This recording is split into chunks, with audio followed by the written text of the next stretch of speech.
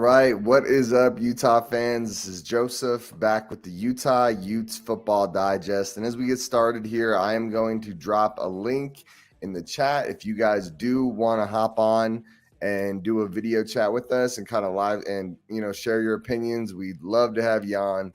Tough night, real tough night, right? Real tough night.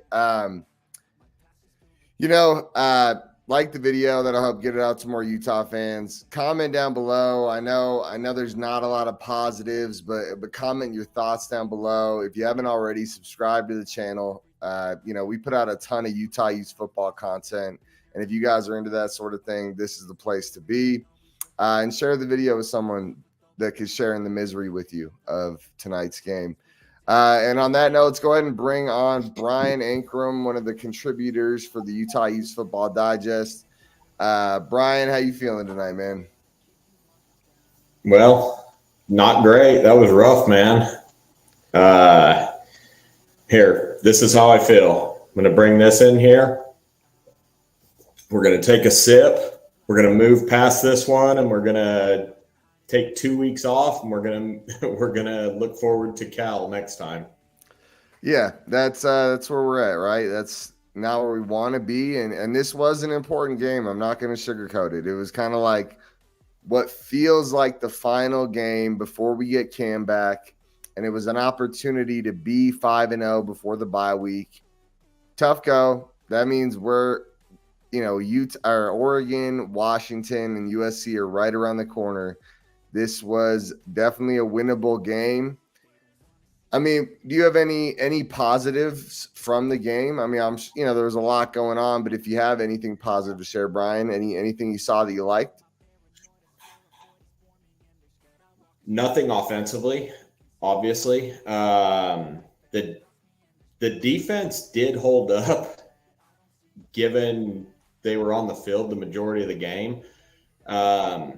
But I can't even really say that much positive about the defense with Logan Fano's injury. I just feel for the kid. Rough, dude. He had an injury, I guess, his freshman year going into BYU and transferred to Utah. He recovered. He looked great this year, and that was a struggle. But overall, the defense did look good.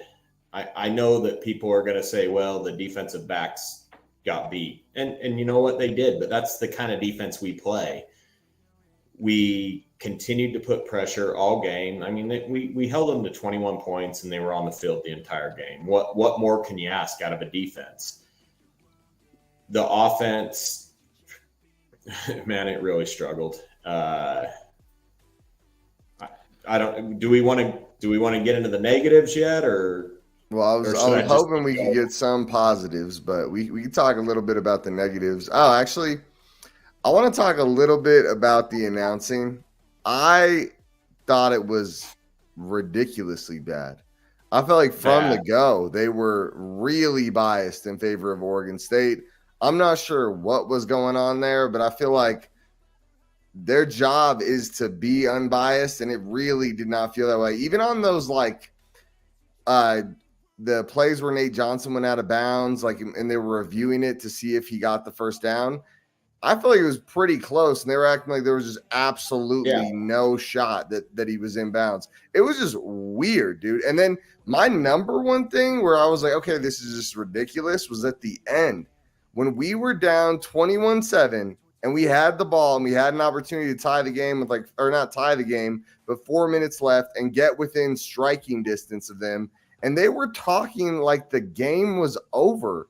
Like, that is not what they're supposed to do. I found that really, really weird. I mean, it just felt like they gave up on Utah. Did you notice that? I noticed it big time. Well, I can't say I noticed it. I tend to tune out the announcers most of the time when I'm watching a game.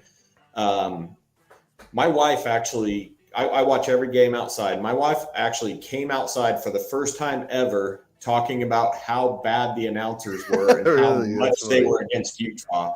I honestly told her, I said, well, I tune them out. I don't know. And she was telling me some of the stuff they were saying. And as an announcing crew, you should never do that. I don't know what the hatred is for Utah, but they held it. I mean, maybe they're USC fans.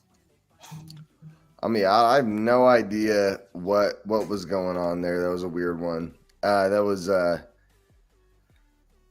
don't really understand how they could feel. I just felt like for sure there was very low odds we were going to win that game at the end, for sure. And I'm a pretty optimistic guy, right? And I felt like we had a shot. But as an announcer, you know there's still a chance we're going to win this game. Like, they were coming from the perspective that our offense had been so bad throughout the game, they just thought we had no shot. And I feel like that's weird for an announcer to treat it that way. Seemed odd to me. Let's talk about a couple other things. Nate Johnson, I'll kind of give a little bit of my thoughts, and I want you to go with it, Brian. But I thought the first half there was, a case to be made that he was struggling a little bit, but there were some drops. I feel like there wasn't a lot of opportunity for Nate Johnson.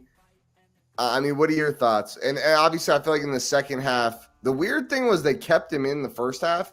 And then when he threw in the second half, they only let him throw one time, and then they pulled him. I found that really weird. I don't know if you picked up on that. But at the end of the day, I think it was the right call. I don't know why they didn't pull him at halftime if they were going to pull him after one low throw to Jalen Glover. Yeah. So after halftime, I kind of agree with the coaching staff on that one. I mean, he was off. He was rattled. So – you know what? We needed a spark. You got to try to get a win. So bring in Bryson Barnes, and Barnes looked decent, but looked decent for a drive until he threw an interception and got a concussion, from what it seems. But back to Nate Johnson. Is that what they're saying, that Barnes got a concussion? Well, I don't know. I'm just guessing. It looked like it when he slammed his head on that interception, and then Nate Johnson came back in the game.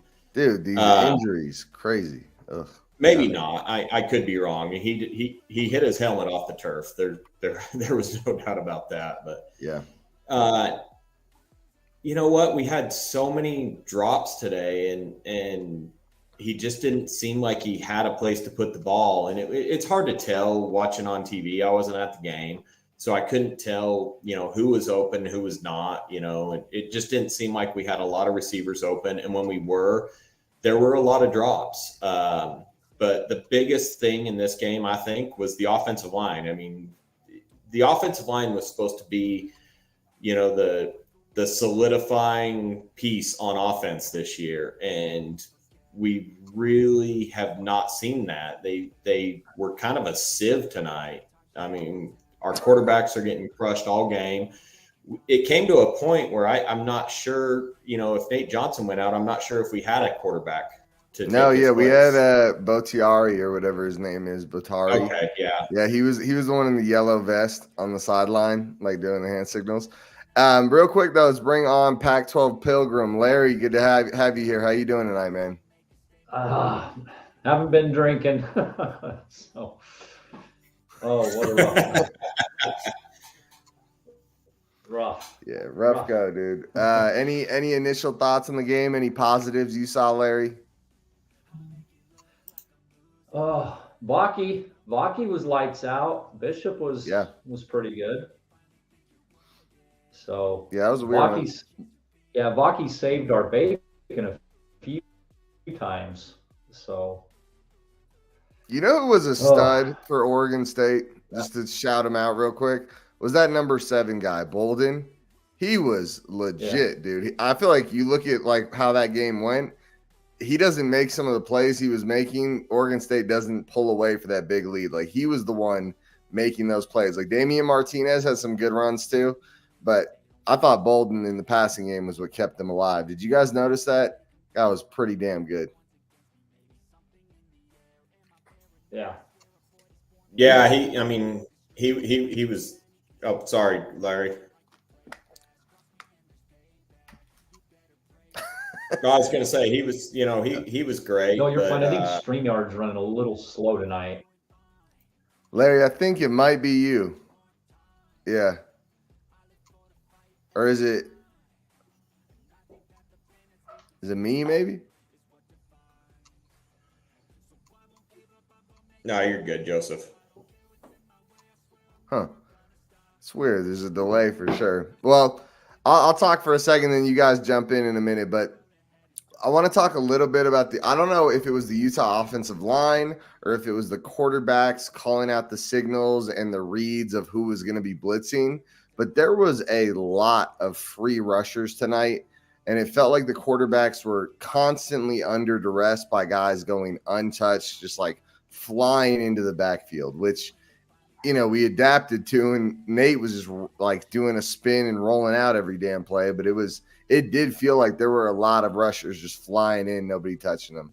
How'd you guys feel? I know, Brian, you were going off about the O-line until we brought Larry on here. How'd you guys feel about that?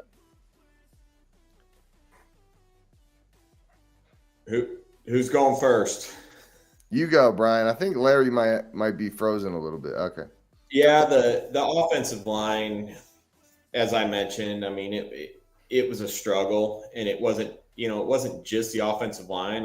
I feel like we missed a lot of blitz reads by the running backs on this game. I also think that, I watched some straight up tight end misses again, and I'm going to the running game on this one, but I watched some straight up tight end misses again. So, I mean, I don't know. I don't know what we do. I think this was one of our best offensive lines coming into the year. We're basically 10 deep, and we were struggling. I did see Kump struggled a lot at center. Yeah, I noticed that too. A lot of the bad plays where they came flying in were him just missing his block completely.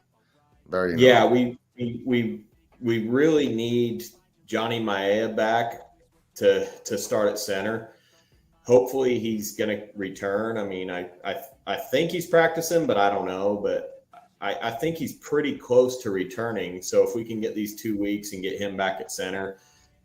Also, what about the low snaps? There's been low snaps all year from Kump. I mean, he's throwing it under the quarterback's legs.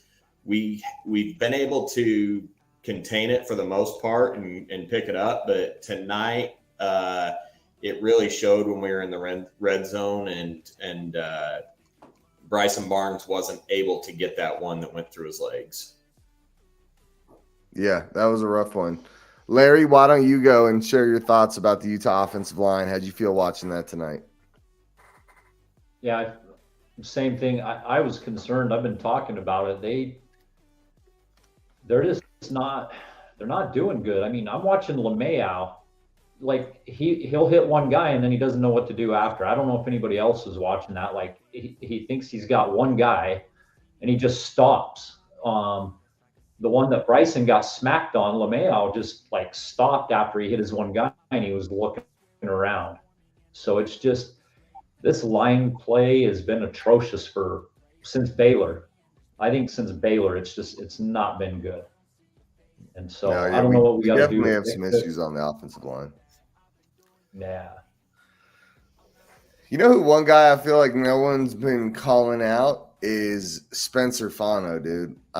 I was glad to see him come back in after the little injury there, but there were some times where our run plays got blown up because he was not blocking his guy, dude. I saw one or two nice blocks by the kid, but there were some plays where he just wasn't even blocking anybody. You guys know they do like the zone blocking, and at the left tackle position, you have to like kind of jump out there. You read the outside linebacker. So many times guys just jumped inside of him and he could not make the block. So that was tough.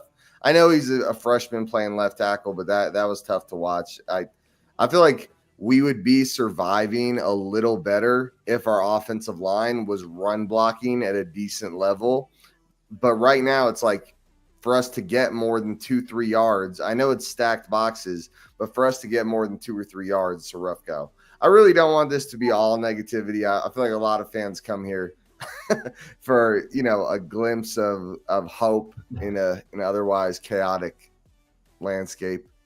Let's talk a little bit about not a lot of good. Do you guys have any other positives you want to throw in? And then we can maybe criticize a little more.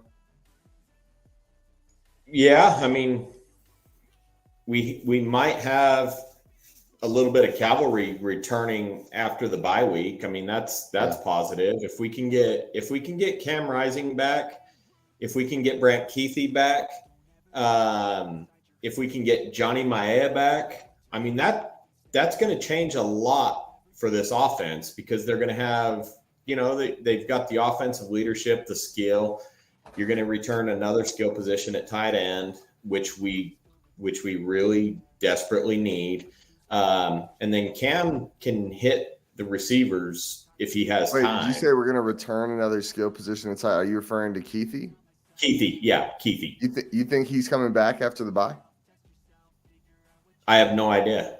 Oh, okay. I was going to say, because to me, it just feels like that's completely dark, and I can't imagine. I have no idea. I'm just assuming that Keithy returns with Cam. That's all I'm assuming. No, I've heard zero about Keithy, but I did, he was talking on Bill Riley's show and saying he has a return date. So I can only assume that it's after the bye week. Okay. And that's my assumption. Makes sense. So we will have some cavalry coming back, though. We can only assume, right? So with that, if we can get Johnny Maea back at center, we got Cam Keithy. Pittman, he obviously didn't play again tonight. I don't know what's going on with that, if he's waiting for Cam or what. But if we can get him and Mikey Matthews, and then Vele, I mean, Vele looks good when he's targeted. He's open and he makes a lot of big plays. He's done it the last 2 games. He's just not targeted a lot. We can't get him the ball. So if we can establish that, there is a lot of good that can come later on in the year, especially with our defense. Our defense is fantastic. I mean, hats off to the defense. Anybody who's going to blame the defense tonight really shouldn't be watching this show, because they were on the field the entire night. The pressure has been on them all year. You cannot blame the defense. It's not them. They are phenomenal. Jonah Ellis continues to impress. I mean, another positive. He's probably going to continue leading the country in sacks. So yeah, he had another one tonight. That's a good thing. No, he had two. Did he have really 2? Quick. Oh, that's awesome. I didn't even see the second one. Yep. Yeah, it was right after Logan Fano hurt his knee. He got his second one. The very next play, we had back-to-back sacks.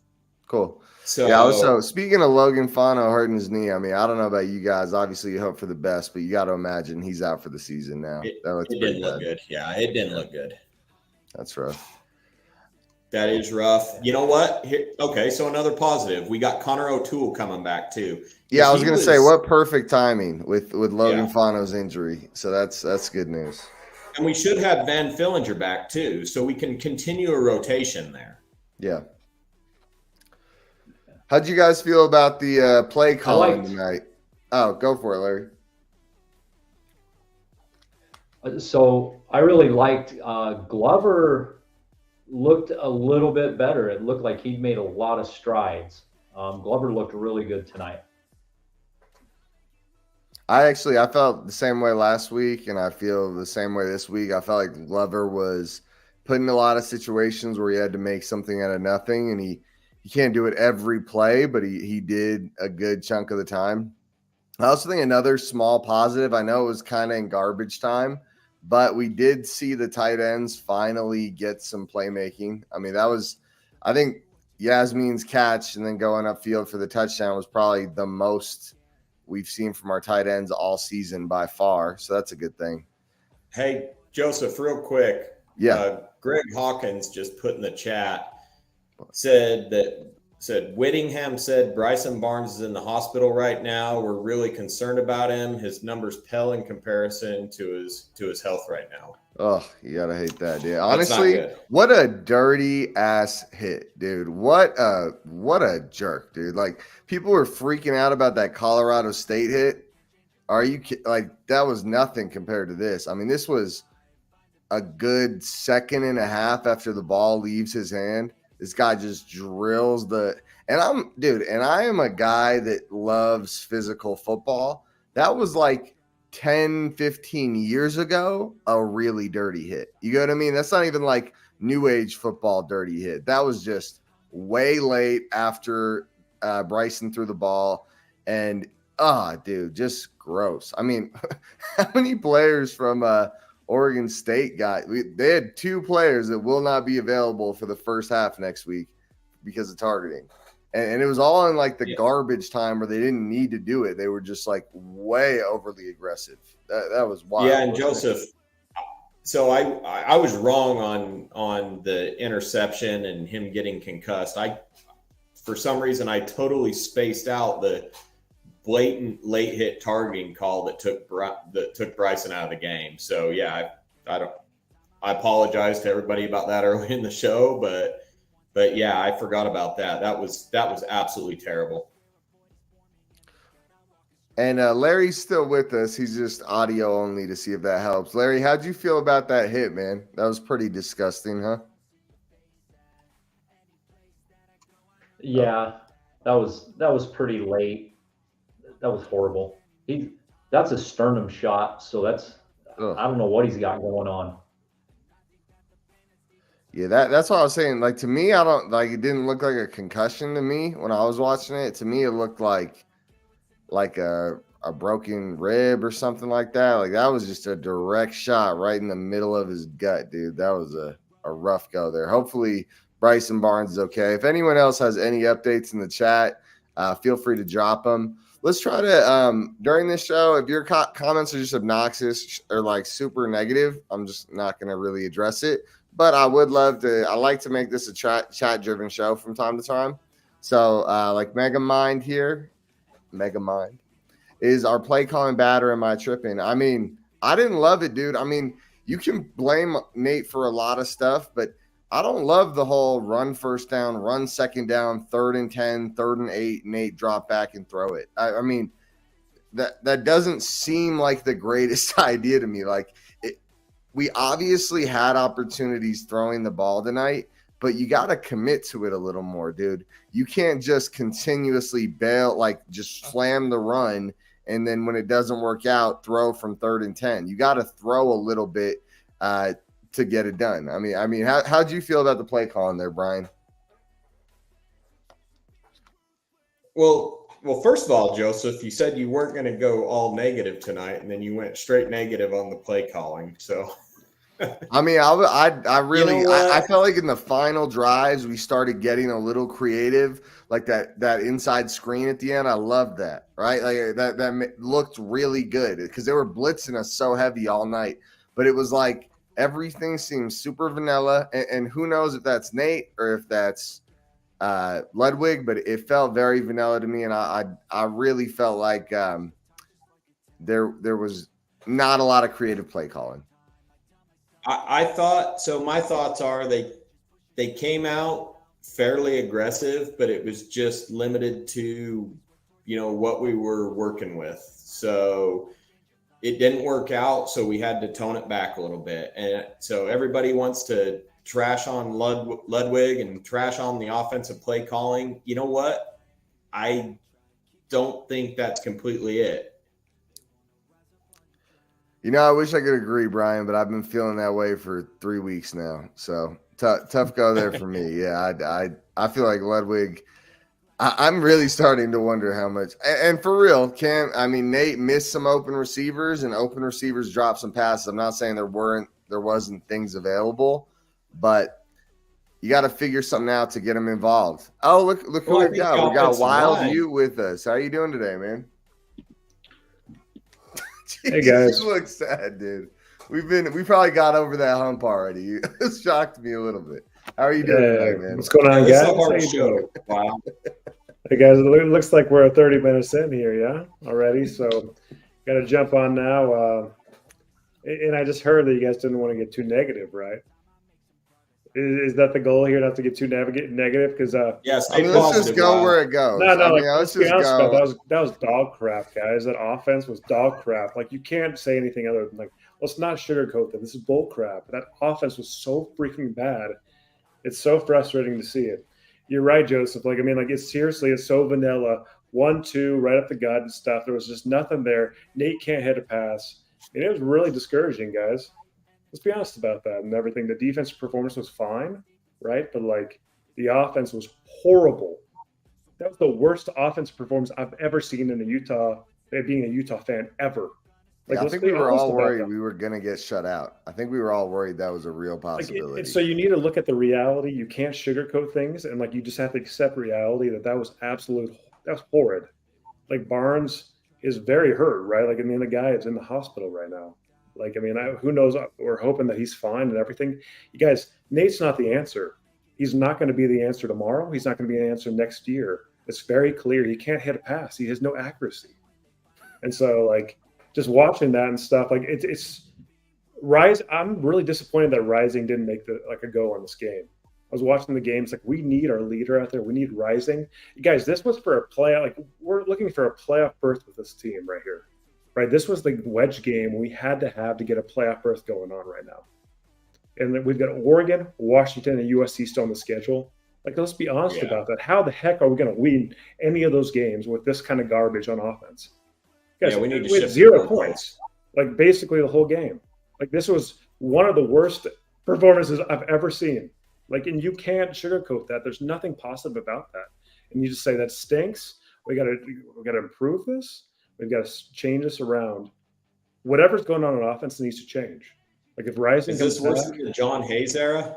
This is the worst I've ever seen. Seriously, hey, real quick, guys, we actually have a guest video chat that probably wants to ask a question. So let's bring him on real quick. Yeah, let him ask a question. Hey, Will. Oh, you at Harmon's? Where are you right now, dude? Y'all got Safeway in Utah? Safeway? No, I don't. Or it's like, what about Albertsons? Yeah, we have Albertsons. It's like that. It's basically that. All right, so just a quick positive I had to add. I mean, it's kind of a negative positive, but at the very least, we kind of know where we stand, right? We don't have our guys. And I feel like one negative that came out of that UCLA loss was, there was almost like a cockiness that we can win by just stuffing it up the middle every play. Yeah. And I feel like at the very least now they know we got to change something. At least with our current situation we have, there's no getting around it. We got to do something a little more creative on offense, more play action. I don't know what it is, but just the fact of the matter is we don't have our guys. The reason Utah wins so many games is, just we're not blowing guys out, right? We're barely winning games. We're playing the right way, really good defense. We're winning by 1-2 scores. So not having our dudes like Brant and Cam out there, that's the difference maker. Oregon State's a good team. You're not going to beat teams like that without your star players like that. So just small positive. We know we need to change something, but it's tough to win with the cards we're dealt right now, man. It's tough. For sure. Will, where are you? Where are you calling from? Oregon. Oh, okay. So you're gonna feel it tomorrow, huh? That's a... Oh, yeah. Sorry, I actually didn't even connect the dots there. Yeah, freaking in Beaver territory. It sucks. I'm getting awesome, man. Well, thanks so much for the thoughts, Will. Have a good night, man. All right, thanks, fellas. Thanks for coming in, man. He's in a good mood, dude. I've never had a whole Safeway joint. He toured us around the whole damn spot there. No, that was great. Hey, I lived in Colorado for like 7 years. I know all about Safeway. Safeway. I know I've been to a Safeway. Oh, it's in Washington. I lived in Washington. That's where they have Safeway. Oh, and they're all over Colorado too. So yeah. Safeway's legit. It's no HEB. I'm in Texas. HEB is the Kings, but I don't know HEB. What is that? Oh, it's the greatest grocery store on the face of the planet. Nice. You guys, let's look at reality here. Like maybe some of us had improper expectations about like a playoff berth. Like that was the expectation that like we had talked about. Joseph, you and I had talked about. I really thought that was in the cards this year and stuff. And like, this was the game you had to have because there's just no way the Utes can run the table with like the schedule going on. I don't care if you got Cam Rising or anybody else. Like, it seems almost impossible to win out from now on. You had to have this game. And so it's just massively disappointing not seeing any offensive production. We tried to give Nate Johnson the opportunity to throw.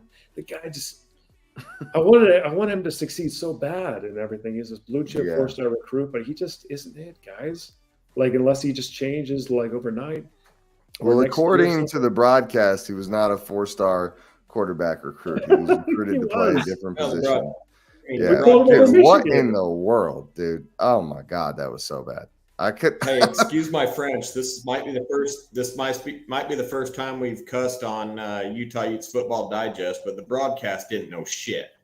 Yeah, that's for sure, dude. I agree 100%. That if they felt uneducated and biased against Utah, dude. That's how I felt listening to that. Let's see. Well, TJ Builder, very positive here. Worst offensive performance he's ever seen. But I've heard a few people let's be honest. Like, is he wrong about that? No, probably not. That was pretty rough. I mean, I don't remember ever seeing the Utes being shut out before, ever. Like, and he's not wrong, and I'd like to talk about Wild's point a little bit. Nate Johnson does not seem to be the guy. You're right; he's completely inaccurate. Really inaccurate, dude. Rough. When he should run, he doesn't run. When he should throw, he doesn't throw.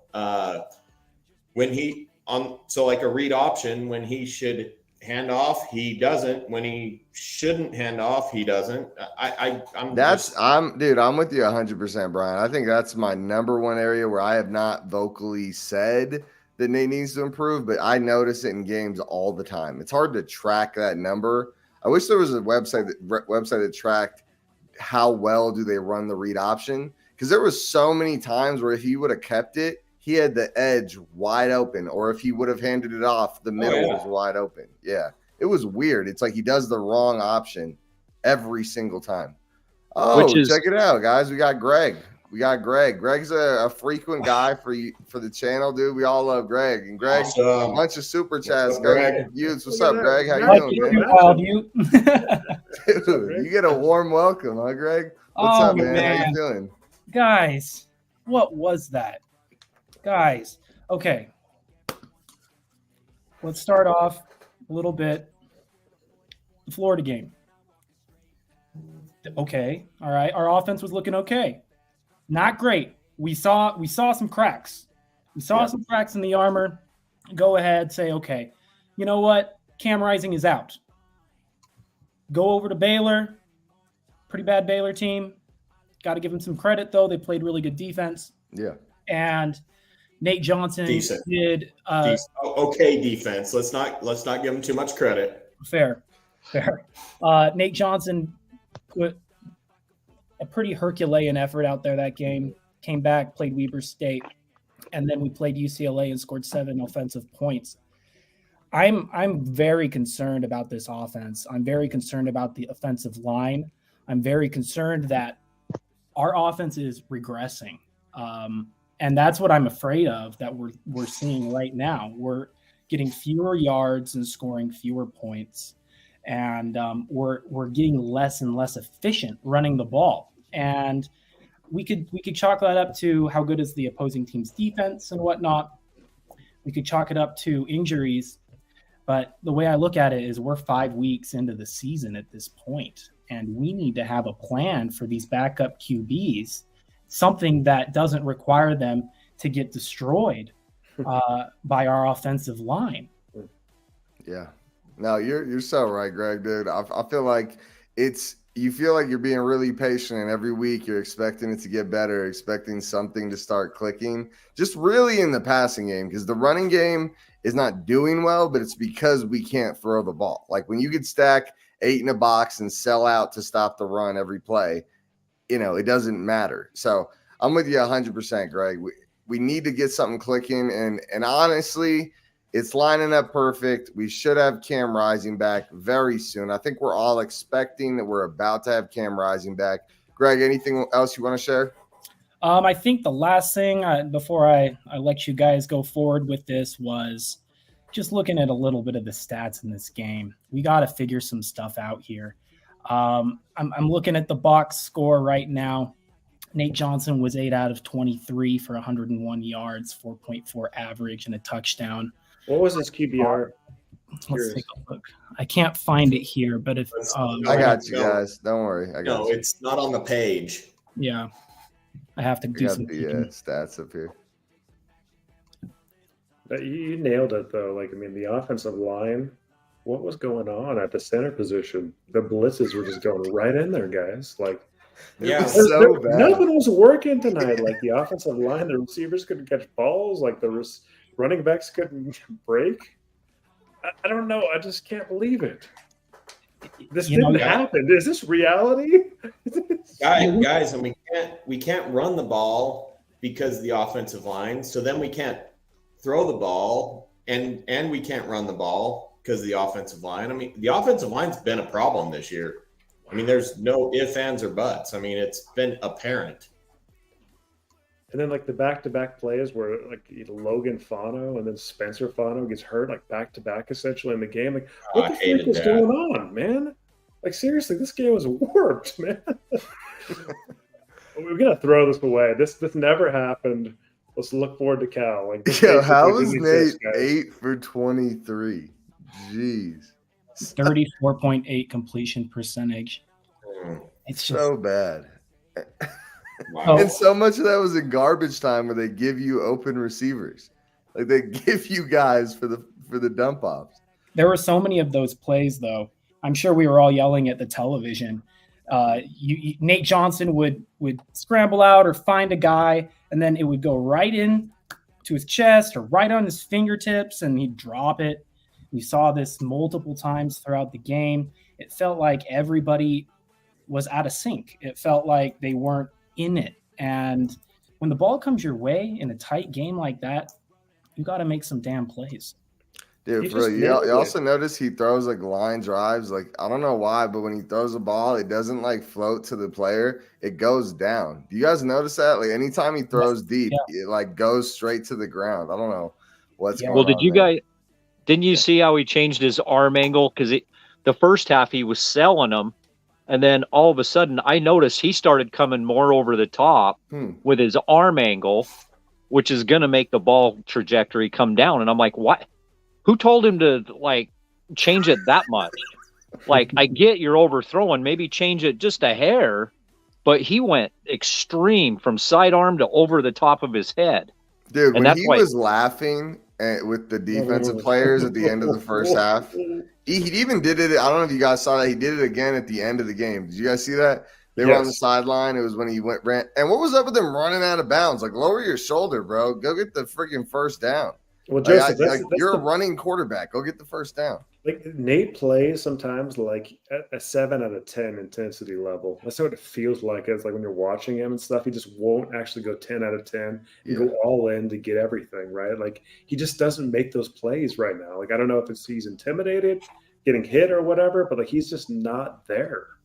Like he's not going to give it all. Like Cam Rising is going to give it all. Like and put his body out there. Nate's just not that player right now. He's throwing these icicle ropes to people's feet. For real. Hey, guys. Greg, anything else before I drop you off here, man? I am finished.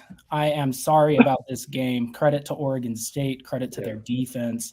Credit to their offense. DJU is, he's not the greatest QB, but he certainly did enough to win the game for them today, and you have to give him credit for that. All I can say before I go is I really hope that they take full advantage of the bye week. There's a lot of people that need to get healthy. There's a lot of things we need to fix. I'm positive. I'm hopeful. You know, our offense has been regressing, but I have a hard time believing it can keep going down this cliff. I have too much faith in Whittingham to sit there and just allow this to continue happening week after week. So we'll see if they make those changes, but I'm going to stay positive. But today was really bad. Regardless, go Utes, guys. Thanks for having me on. Hey, thanks so much, Greg. You're awesome, man. Thank you again. Greg, thanks for coming on. Yeah, he's awesome, dude. Greg is a constant guy to watch. He's been watching the channel for 2 years or whatever now. Really cool guy. Love Greg. Hey, Joseph, real quick. We've been nothing but negative. One of the comments in the channel, and I can't find it real quick, but who was it by? It said go look at Isaac Wilson's stats tonight.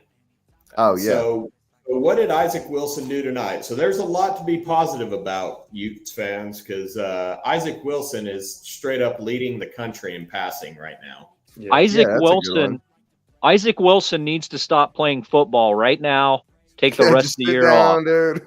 Just wait till you get here. He needs to pull a Quinn Ewers. Hey, there was actually a kid who did that today. He was foregoing the rest of his senior year because he's a 5-star kid. I saw that today. I can't tell you who he was going to or who he was, but it's happening now at the high school level. For real.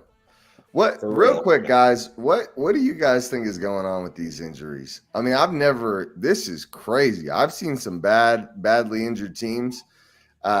I mean, you guys think it's just really bad luck or is something else going on? What do you guys think's going on? I think it's bad luck. Bad I luck. think it's just ebb and flow football, right? Like some years, Bad luck, like you won't have any injuries.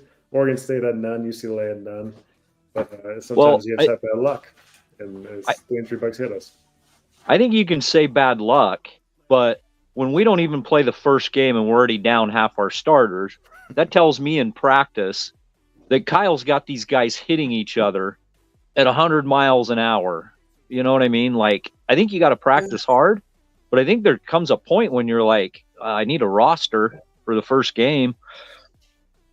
Well, so I'll disagree a little bit with that because look how strong the defense and the tackling was this year. So it wasn't necessarily the offensive guys that got hurt in practice. I know Brandon Rose got hurt, but I've heard conflicting stories, but he didn't get hit. I'll just say that. But you know what? They practiced hard in the fall and they came out, and the defense has been one of the top defenses in the country for the first 5 weeks of the year. So I'm not going to say that practice is the problem. I think it's just terrible luck. Yeah. Wait, San Antonio, did you say that Brandon Rose didn't get hit and he got himself injured? What happened? No comment. Okay. Somebody says he fell on the ball. Did he fall off a bird scooter? All right, we're gonna leave that alone. No, he did not. He did not. He get lined up, dude. I thought that I'd heard that he had a hit in that scrimmage game. So yeah, I thought it was a lacerated spleen. That's what I heard. Yeah, I heard that it was a tackle, but the ball got under him, and basically the ball caused the issue, is what I heard. So yeah, well, that's bad luck, guys. Yeah, it's terrible luck. I got a question. If Cam's not ready for Cal, do you think Jaquindon Jackson's going to be back at quarterback? I mean, Quentin Jackson couldn't be much worse than what we got now. Yeah, I mean, damn. I seriously think about it. Yeah, I mean, I didn't think about that until you said it, but that makes sense. If Bryson Barnes has a punctured lung or who knows with that poor kid, Nate Johnson, I mean, he's looking hobbled too. I mean, hell, we might be better off with Jaquindon going back at quarterback if Cam doesn't show up. So hang on real quick. I just searched it real quick. Isaac Wilson had 4 touchdowns through 3 quarters tonight, but I don't have the total stats. No, that's awesome though, dude. Looking good. Continuing to put a ton of touchdowns on the board. Something that we need desperately. Yeah. CKS said the same thing here. Rose landed on the ball. Yeah, I think that if we take a step back, a lot of us were talking early in the season that this was probably a loss on the schedule. This was always going to be a tough game. Emotionally, this feels like we lost 5 games in a row just based on how bad this loss was. That's how I experienced it personally and stuff. It's like, man, like this game was like a season ender, but that's just not reality, right? And Cam Rising is coming back. We're going to have a brand new squad and stuff with Keefe coming back too. We still got a chance at stuff, but we have no margin for error. We really need to change things. But this was always going to be a tough game. And if we lost 21-20, it would feel different. But the way we lost just feels like crap. But that doesn't change the reality. My problem, to cut you short, my problem is Oregon State is not as good as we thought they were going to be. DJ is not good. Their DBs are inexperienced. Literally, I was like, this is going to be a tough game to get at the beginning of the year. But then I watched Oregon State struggle against San Diego State. And then, got totally just whipped up by Washington State, which is a good team. But Oregon State is not as good as I thought they were going to be. and we made them look like really world good, beaters. who I thought really looked good tonight was Damian Martinez. We kept getting to that guy in the freaking backfield, and there's that one weird play where he like pushed off Vaki and then got tackled for 8-yard loss, which was awesome for us. But that's included in his stat line there. I think that's probably the best running back performance against us this year. He was legit. We would wrap him up at the line. He'd drive us for like 5 yards. I was pretty impressed with that guy. Did you guys feel that? He was one of the best running backs in college football last year. So, I mean, that's not surprising. I was expecting Damian Martinez to have a good showing tonight. I was proud of the defense for what they did, being on the field as much as they were. So, you know what? Kudos to the defense, but also kudos to Damian Martinez. He's a great running back in college football. Yeah, our defense held them to 7 points in the first half. I mean, they just got exhausted. You know, they couldn't hold out that long. So I think they shut down Damian a little bit in the first half. I don't think anybody really was having a great game for Oregon State in the first half, besides, you know, a few little explosive plays where our DBs and Broughton showed up again. Dude, I was going to mention Broughton. I'm glad you brought him up. We can talk about him for a minute, Larry. Yeah, I can't understand the angle. He's a senior now, and the angle he took on that was just ridiculous. Like, he let the guy on the wide side get to the outside on him. That is and he had that wide open, or that open field tackle where the wide receiver hadn't even turned around yet, and he misses the tackle. I mean, he had a few blown plays today, and Miles Battle had the one where he got lucky where they didn't call PI when he tripped the wide receiver or whatever. But those guys have both. I mean, our cornerback too is pretty sus. I would say a little concerned there. And if we don't have that figured out when we play Washington and USC, it's going to be a rough time. Yeah, I think our front four has been helping our DBs. Not giving the quarterback enough time, but you know, we go up, like you said, we go up against Washington and USC, and we can't get a good pass rush. We're in trouble. Well, so here's my thoughts on that. So we do a really good job at rushing 4 and getting to the quarterback. So when we play those games, they know they're not going to be a running team per se. So they're going to be able to sit back and challenge those wide receivers while our front 4 really pushes basically that offensive line around and gets to the quarterback. I think we're in better position against those teams as we are a running team like the last 2 we've played, UCLA and Oregon State. And we got 60 people in here. We got 60 people on the stream. There's no doubt about it. They're going to put up points. Their defenses are also not as good as Oregon State and UCLA's defense. I was just going to say real quick, we got 60-plus people on the stream right now. That is awesome.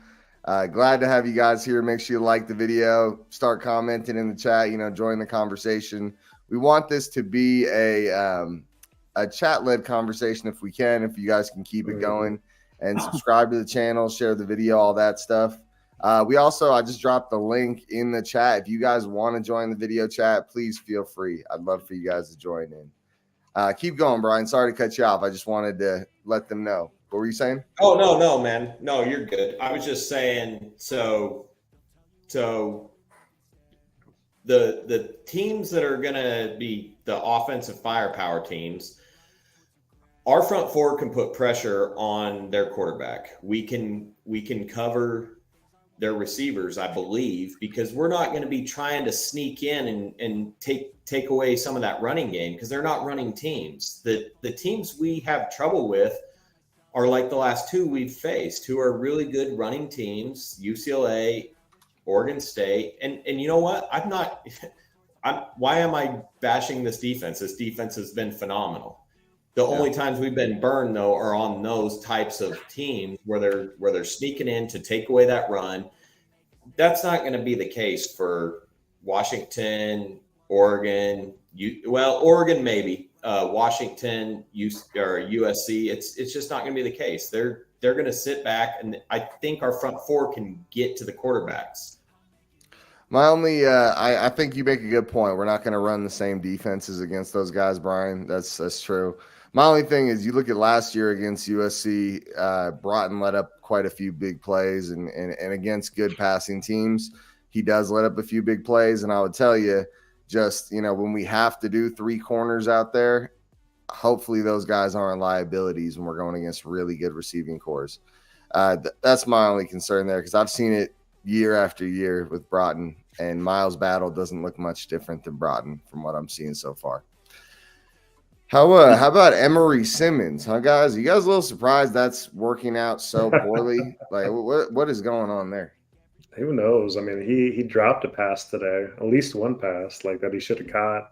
So he's been dropping passes all year. It's the most perplexing thing ever, right, Dude, Matthew? really weird. I don't get it at all. I don't know if it's going to change. Maybe when Rising gets back and the passing game gets going. Like, my thought here, guys, like, I want to open this up. Like, when Rising comes back, do you think the offense is all of a sudden just going to explode? Like what's the root cause here? Like, is it just Nate and Bryson's poor performance? Or is there a more systemic issue going on here that Rising's not going to be able to cure? I'm concerned about this, because from what I saw today, the line's a problem.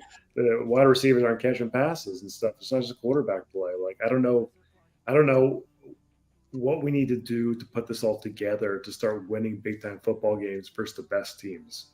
And I've got concerns going into the Oregon game, the USC game, the Washington game, to get these type of wins. And we have to be almost perfect to win these type of games. And like, is Rising really the answer? Only answer is like what else is missing? What's going on right now versus last year? Larry, you want to go ahead and start us off there? Yeah, so what it is what makes Cam, and what makes him probably one of the best quarterbacks in college football is his pre-snaps. He's a Peyton Manning, he's a Tom Brady. He can diagnose and process 10 times as fast as any other quarterback that we've probably ever even had, and we've had some good ones. I mean, Alex Smith, that's what makes Cam, is he's already knows where to go and where not to go. He's not searching. He's like a Peyton Manning back there, and that's why. Larry, like, what about the offensive line? I don't know if you noticed it, but like, the offensive line is just not holding up on passing plays today. I saw Cam and right through, cut right through. Yeah, that's my concern. Well, that's my concern going forward, because we're not going to see the same Cam. The Cam of before, like today, you see Nate Johnson. Like, how long we're all sitting there going, go, go, go, go. Like, Cam would have been gone before we were even thinking about it. Like, Cam knows where the pressure's coming. He's just smart. If he sees it coming, he already knows where that hole's going to be. But now that he's not going to be quite the runner, he's going to have to rely on his passing reads a lot more than he did before. So he changes it. How do we know he's not going to be quite the runner, though? I mean, if he's had the time to heal and he's feels completely healthy, maybe. I mean, is that the holdup? Why we're not seeing him? They're letting him get to the point where he needs to be able to just feel comfortable running the ball. I mean, that's a question I have. Larry, what do you think? You said the brace. Did you see which phase brace he's in? I'm not that familiar with braces, so I really. So when you go through like a leg injury like that, that one's the first brace you start off with. Like, that's the strongest brace, gives you the least amount of flexibility to overextend that ACL. He's not even to the second brace. He was out there with the first brace, with the metal that comes down the side and all the way up, strapped in. The next one down would be just more of a kneecap, above the kneecap and below the kneecap. Like, that brace he had on today that's like first initial stage brace. So, Larry, how are you feeling? You think he's back after the bye? I think so. I mean, even a less mobile Cam is still better than what we're getting right now. So, No, Ryan, yeah. why don't you share your thoughts, man? What do you think Cam brings to the table that'll change this offense? Wait, say that again. Did I cut out there? I was saying, Brian, why don't you share your thoughts? What do you think Cam is bringing to the table that'll change what we're seeing on offense? Yeah, no, it's kind of the same sentiments that Larry said. I mean, Cam is the general on the field.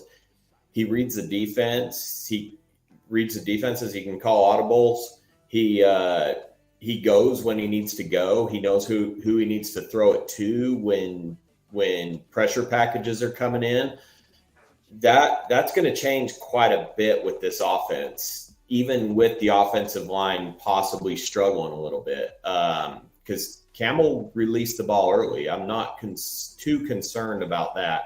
I am concerned, like we just talked about, with him moving around and escaping pressure with his feet. So, I don't know. I mean, do we see Cam this year? I have no idea at this point. I can tell you, if we don't see Cam this year, the season looks way different.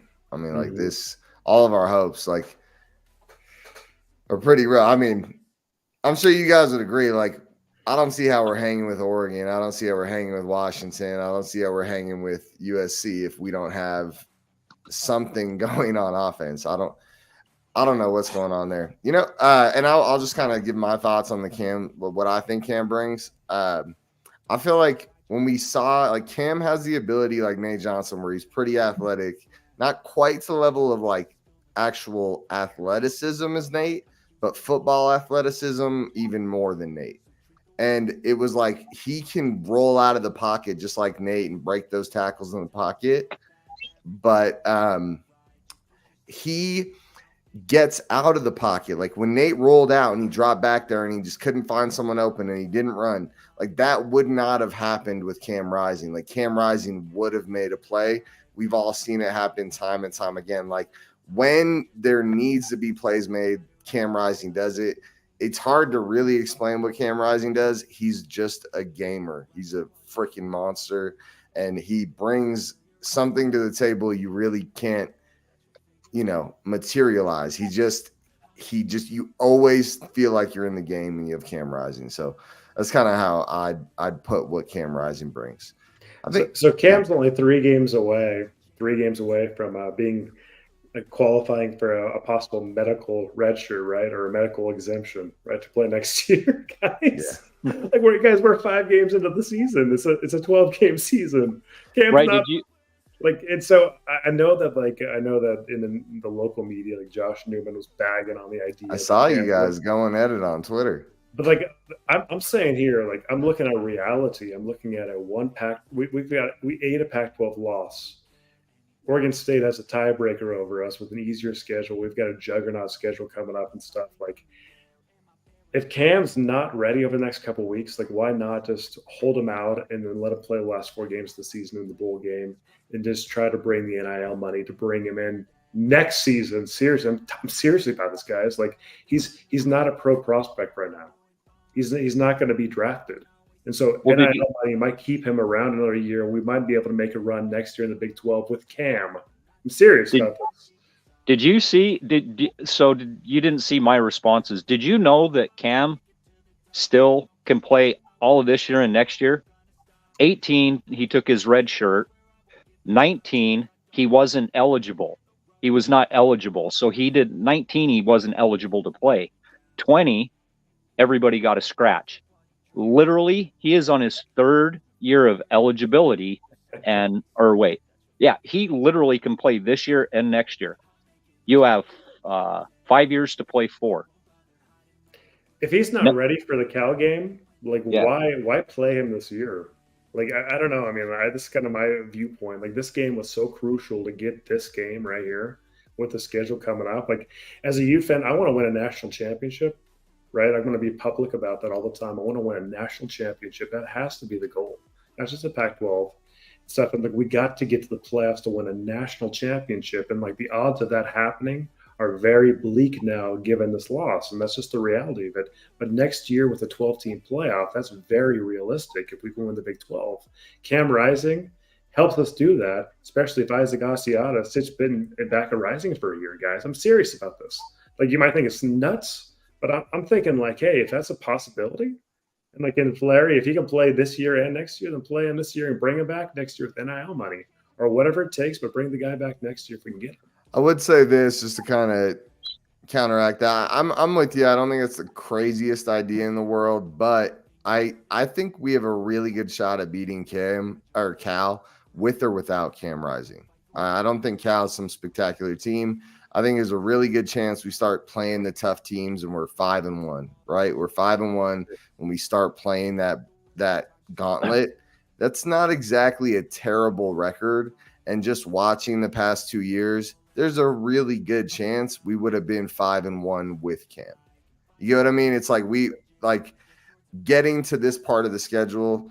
I mean, if Cam's not in against Cal and we lose against Cal, maybe your idea is a little more realistic where it's like, hey, like this is a rough go right now. But I would say that we haven't been perfect at the beginning of the years with Cam. And actually both years started pretty rough.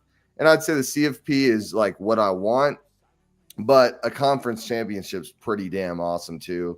And a great bowl game's pretty damn awesome. You know what I mean? Like Cam comes back next year. I feel like that's almost like jinxing it. Like that we're just going to have if he were to just sit out this whole year, that would just not work out well. It just feels like you're riding a lot on one season. So, Brian, did you want to share any thoughts on that one? Yeah, I don't really have any thoughts on that one either way. Yeah, I don't know. I mean, Wild, you really think Cam would come back another year and be productive? I mean, I want to hear. I mean, you really think that? I don't think that. I believe Cam's like 23 or 24 years old right now. He might be 24 years old.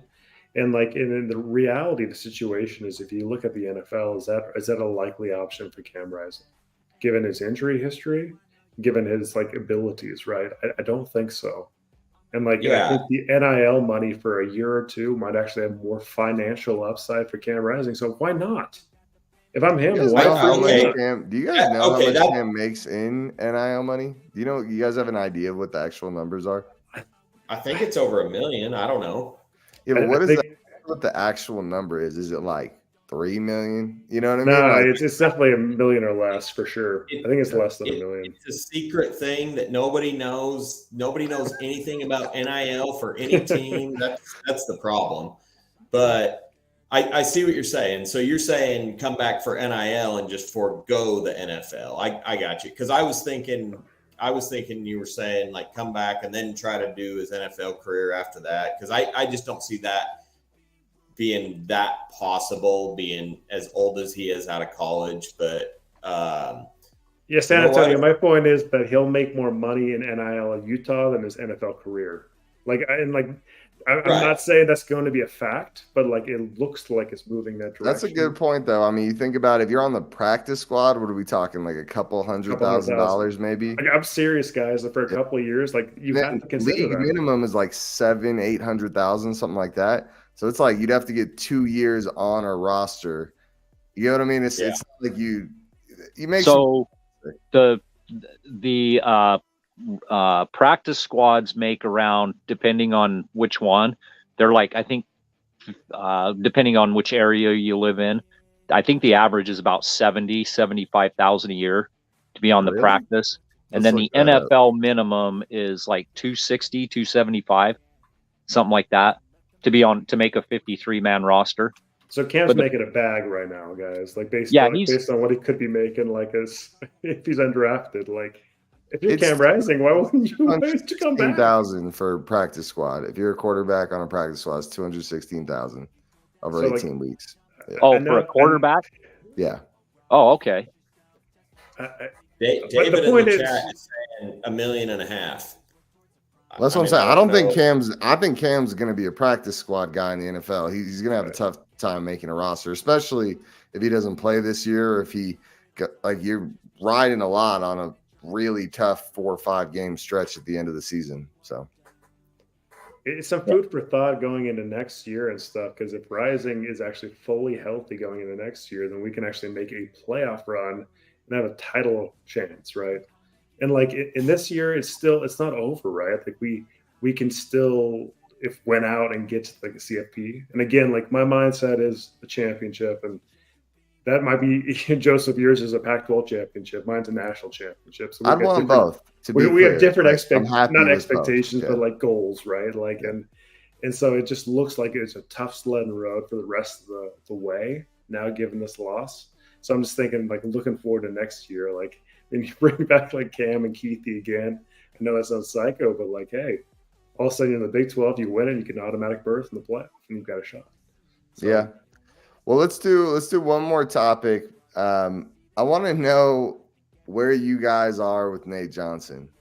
I'm starting to feel like the whole quarterback thing, it's either done at Utah or it's done in general, if that makes sense. It's kind of like, hey, maybe the Oregon State announcers were right that maybe he wasn't brought to Utah to play quarterback.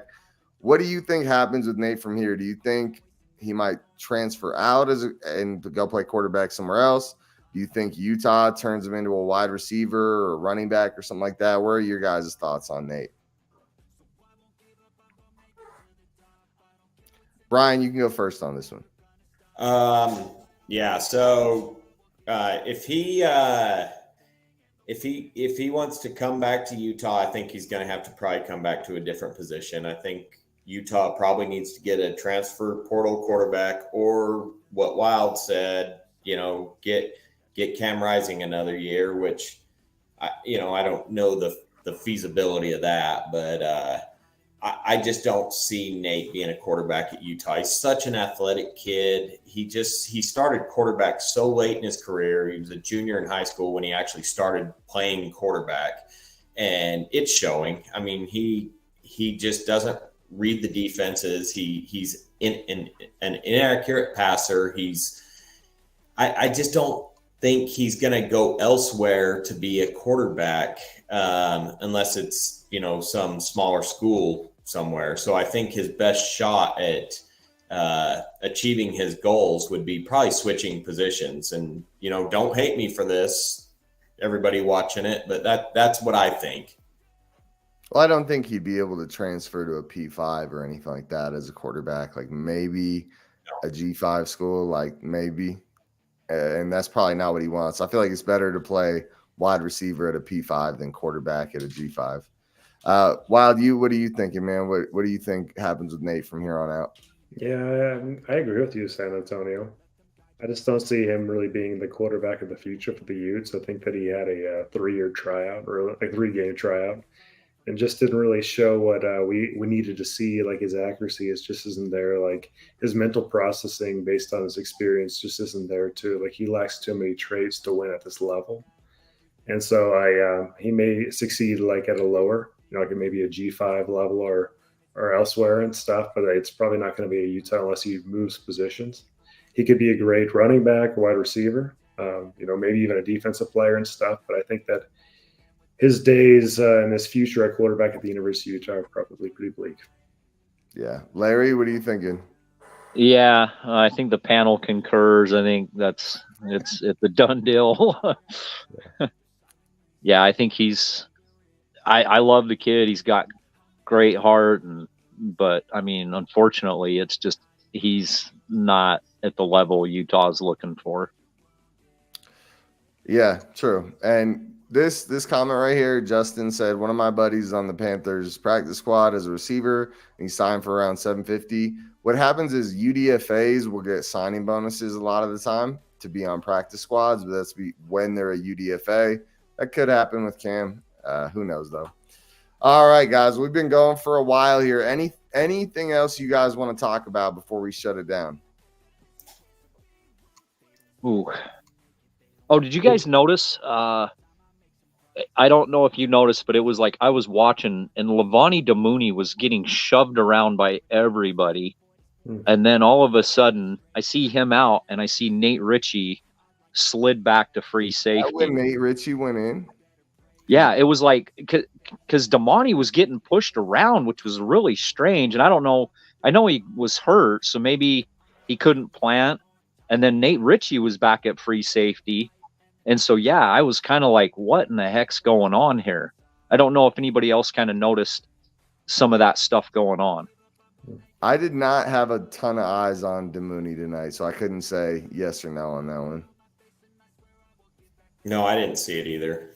Yeah. Okay. I just will say this, you fans, keep your heads up. We have a bye week coming in. We have Cal coming after that. So there's opportunity to get healthy. I don't think what we saw tonight is going to be the final product of the season. So I still think we have a shot at a Pac-12 championship. It's going to be tough to play those high-powered offenses that we have to play USC and Washington on the road. We have Oregon at home.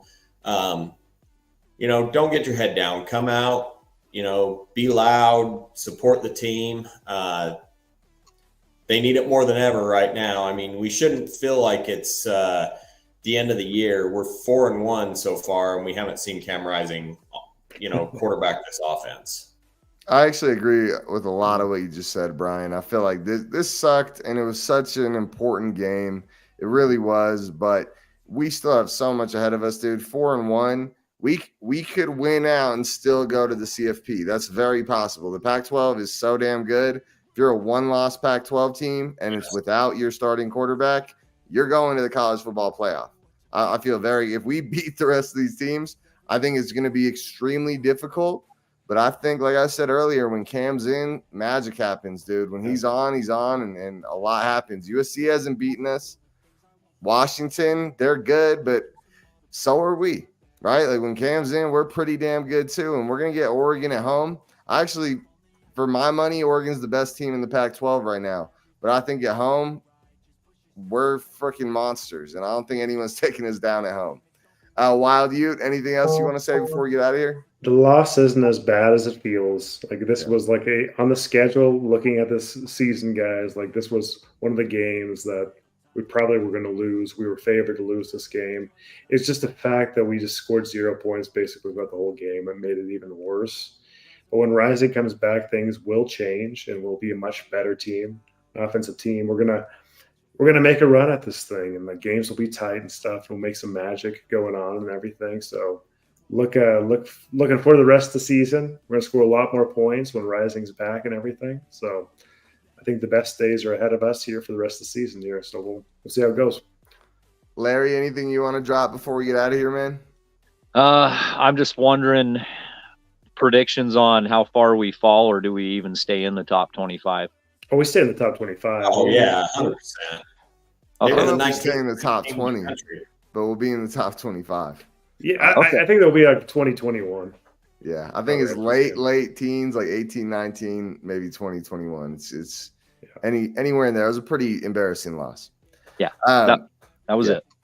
Okay, awesome, guys. Please make sure you guys like the video before we get out of here. And if you're watching before or after the show, please drop a comment.